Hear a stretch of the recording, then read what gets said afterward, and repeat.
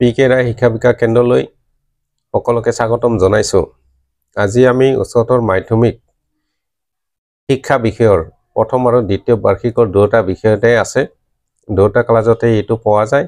এই বিষয়ৰ ওপৰত আলোচনা কৰিম। এই বিষয়টো হৈছে গতানুগতিক শিক্ষা। গতানুগতিক শিক্ষা বুলিলে কি বুজা যায়, অৰ্থাৎ গতানুগতিক শিক্ষা বুলিলে কি বুজা, এই সম্পৰ্কত আলোচনা কৰা হ'ব। এই বিষয়টো আমি যেতিয়া প্ৰথম বাৰ্ষিকৰ প্ৰথম অধ্যায়তে আলোচনা কৰিছিলোঁ তেতিয়া আমি পাইছিলোঁ, আৰু দ্বিতীয় বাৰ্ষিকৰ শিক্ষা বিষয়টা আমাৰ গতানুগতিক শিক্ষা হিচাপে এটা চেপ্টাৰ আমাৰ ইয়াত দিয়া আছে। সেয়েহে সকলে এই বিষয়টো অতি গুৰুত্বপূৰ্ণ সহকাৰে ল'ব। HS first year and second year সকলো ষ্টুডেণ্টে এই আলোচনাত অংশগ্ৰহণ কৰি থাকিব। গতিকে আমি এতিয়া আলোচনা কৰিছোঁ গতানুগতিক শিক্ষা কাক বোলে। গতিকে আমি গতানুগতিক শিক্ষাৰ বিষয়ে আলোচনা কৰাৰ আগতে শিক্ষাৰ প্ৰকাৰ কেইটা আৰু কি কি এই সম্পৰ্কে আমি জনাটো প্ৰয়োজন। এতিয়া আমি সকলোৱে জানো যে আমাৰ শিক্ষাবিদসকলে তেওঁলোকে দিয়া বিভিন্ন সংজ্ঞাসমূহৰ পৰা ভিত্তি কৰি আমি শিক্ষাক তিনিটা প্ৰকাৰ হিচাপে ভাগ কৰিব পাৰোঁ। গতিকে ইয়াৰে প্ৰথম প্ৰকাৰটো হৈছে আনুষ্ঠানিক শিক্ষা। এই আনুষ্ঠানিক শিক্ষাত বিদ্যালয়, মহাবিদ্যালয়, বিশ্ববিদ্যালয়ৰ জৰিয়তে যিবিলাক শিক্ষা দিয়া হয়, সেই শিক্ষাকে আমি আনুষ্ঠানিক শিক্ষা হিচাপে ধৰি ল'ব পাৰোঁ। ঠিক তেনেকৈ দ্বিতীয় প্ৰকাৰটো হৈছে অনানুষ্ঠানিক শিক্ষা। অনানুষ্ঠানিক শিক্ষা বুলিলে আমি বিদ্যালয়, মহাবিদ্যালয় বা বিশ্ববিদ্যালয়ৰ শিক্ষাৰ বাহিৰত থাকি যিবিলাক শিক্ষা ছাত্ৰ ছাত্ৰীসকলে বা শিক্ষাৰ্থীসকলে লাভ কৰিব পাৰে তাকে আমি অনানুষ্ঠানিক শিক্ষা হিচাপে ধৰি ল'ব পাৰোঁ বা ধৰা হয়। অৰ্থাৎ স্কুল কলেজৰ বাহিৰৰ পৰা বিভিন্ন অনুষ্ঠান প্ৰতিষ্ঠানৰ পৰা বা নিজৰ ঘৰখনৰ পৰা শিক্ষাৰ্থীসকলে যিবিলাক শিক্ষা লাভ কৰে সেইবিলাকে হৈছে আমাৰ অনানুষ্ঠানিক শিক্ষা। এতিয়া আমাৰ দুটা প্ৰকাৰ হ'ল।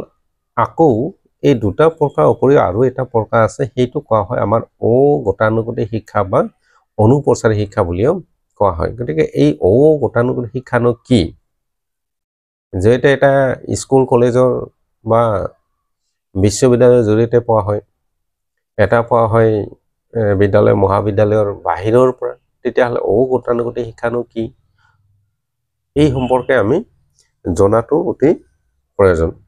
গতিকে গতানুগতিক শিক্ষা বুলিলে আমি জানো যে আনুষ্ঠানিক শিক্ষাৰ এটা বিকল্প শিক্ষা ব্যৱস্থা হৈছে গতানুগতিক শিক্ষা।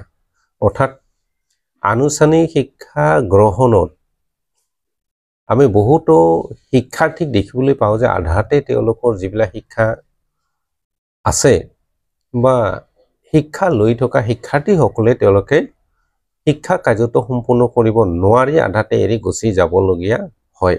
অৰ্থাৎ বিভিন্ন কাৰণত তেওঁলোকে নিজৰ ইচ্ছা থাকিলেও তেওঁলোকৰ শিক্ষা জীৱন সম্পূৰ্ণ কৰিব নোৱাৰে। ইয়াৰ বহুতো কাৰণ আছে। কোনোবাই আধাতে শিক্ষাৰ্থীসকলে অন্য এটা কামত নিয়োগ হৈ যায়। আকৌ কোনোবাই তেওঁলোকৰ আৰ্থিক সমস্যাৰ কাৰণত শিক্ষা জীৱন আধাৰুৱা কৰিব লগা হয়। আকৌ কিছুমান শিক্ষাৰ্থী আছে, সেই শিক্ষাৰ্থীসকলে তেওঁলোকৰ যাতায়াতৰ অসুবিধাৰ কাৰণেও বিদ্যালয়ৰ শিক্ষা আধাতে সমাপ্ত কৰি গুচি যাব লগা হয়। ইয়াৰ উপৰি আৰু কিছুমান সমস্যা আছে, যেনেকৈ বহুতো মহিলা শিক্ষাৰ্থীয়ে তেওঁলোকে আধাতে বিয়া হৈ যায়। এই ক্ষেত্ৰতো বিয়া হোৱাৰ পিছত তেওঁলোকৰ আমাৰ যিটো পৰম্পৰাগত শিক্ষা আছে, এই পৰম্পৰাগতভাৱে তেওঁলোকে দৈনন্দিনভাৱে বিদ্যালয়লৈ আহি তেওঁলোকৰ শিক্ষা জীৱন সম্পূৰ্ণ কৰাটো কিছুমানৰ পক্ষে অসম্ভৱ হৈ পৰে, যাৰ ফলত তেওঁলোকে বিদ্যালয়ৰ শিক্ষাসমূহ আধাতে এৰি গুচি যাব লগা হয়।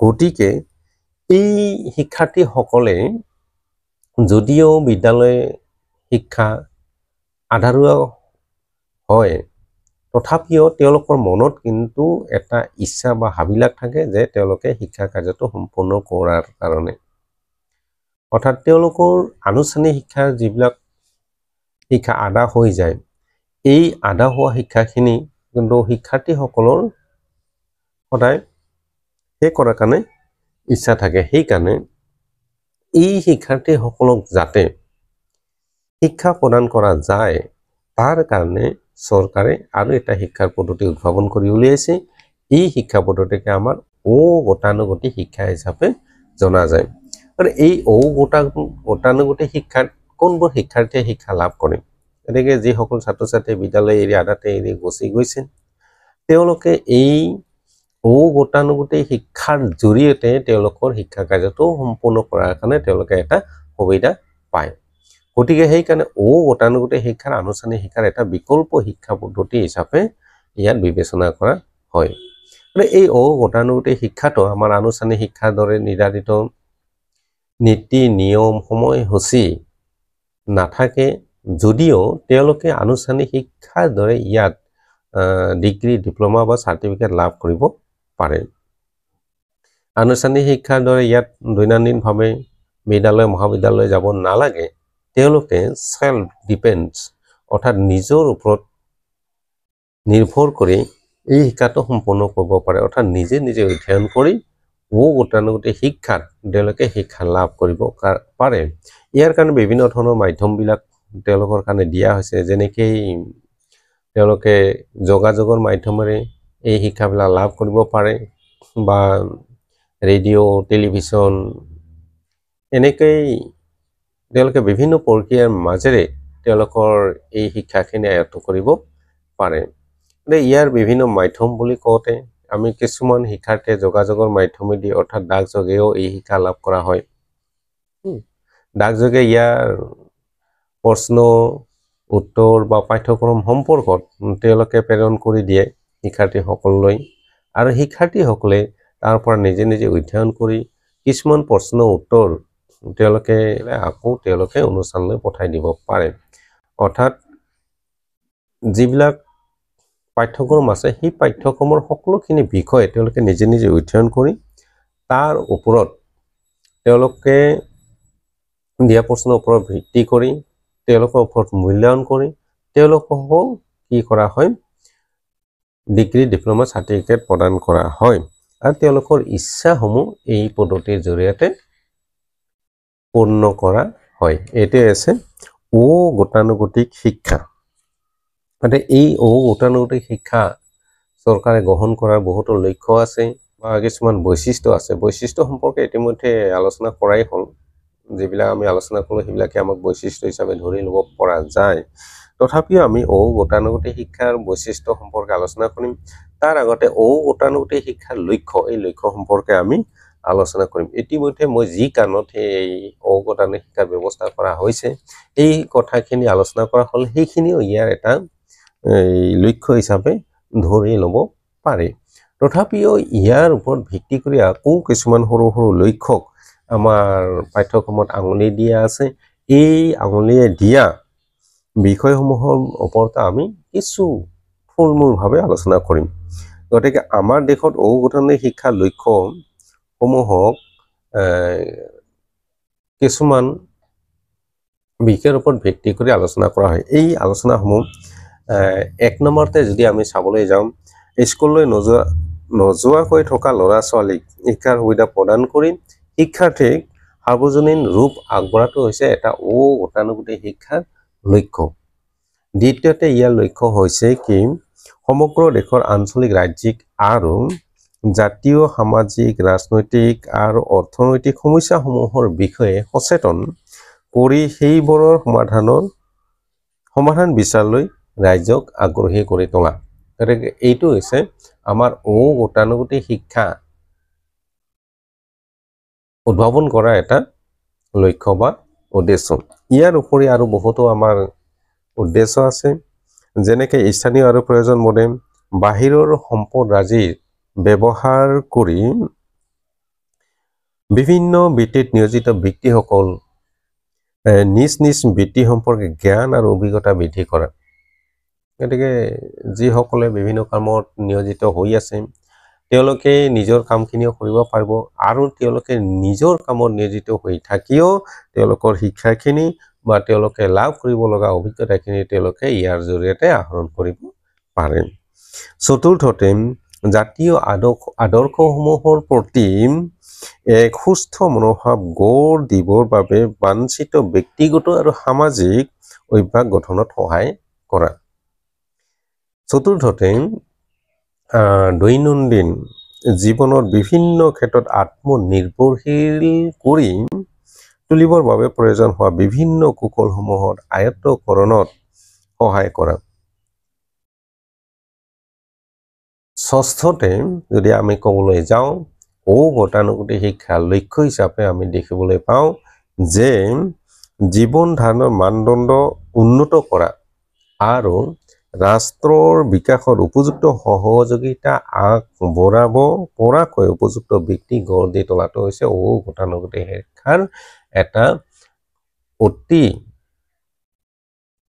প্ৰয়োজনীয় লক্ষ্য। গতিকে দেশৰ যাতে শিক্ষাৰ মানদণ্ড উন্নত সাধন কৰিব পৰা যায় তাৰ ওপৰত লক্ষ্য ৰাখিয়েই আমাৰ গতানুগতিক শিক্ষাৰ ব্যৱস্থা কৰা হৈছে। এইসমূহ হৈছে গতানুগতিক শিক্ষাৰ একোটা লক্ষ্য বা উদ্দেশ্য। এতিয়া ইয়াৰ লগে লগে আমি একেলগে গতানুগতিক শিক্ষাৰ বৈশিষ্ট্য সম্পৰ্কে আমি আলোচনা কৰাটো ভাল হ'ব। গতানুগতিক শিক্ষাৰ বৈশিষ্ট্য কি আমি যেহেতু অলপ আগতে আলোচনা কৰিলোঁ সেইখিনিকে আকৌ আমি পইণ্ট হিচাপে কিছুমান কথা আলোচনা কৰিম যাতে ছাত্ৰ ছাত্ৰীসকলৰ কাৰণে গতানুগতিক শিক্ষাৰ বৈশিষ্ট্য সম্পৰ্কে যদি প্ৰশ্ন আহে এই প্ৰশ্ন সম্পৰ্কে যাতে তেওঁলোকে উত্তৰ কৰিব পাৰে। গতিকে গতানুগতিক শিক্ষাৰ বৈশিষ্ট্য বুলি কওঁতে আমি এইখিনি কথা লিখিব পাৰোঁ যে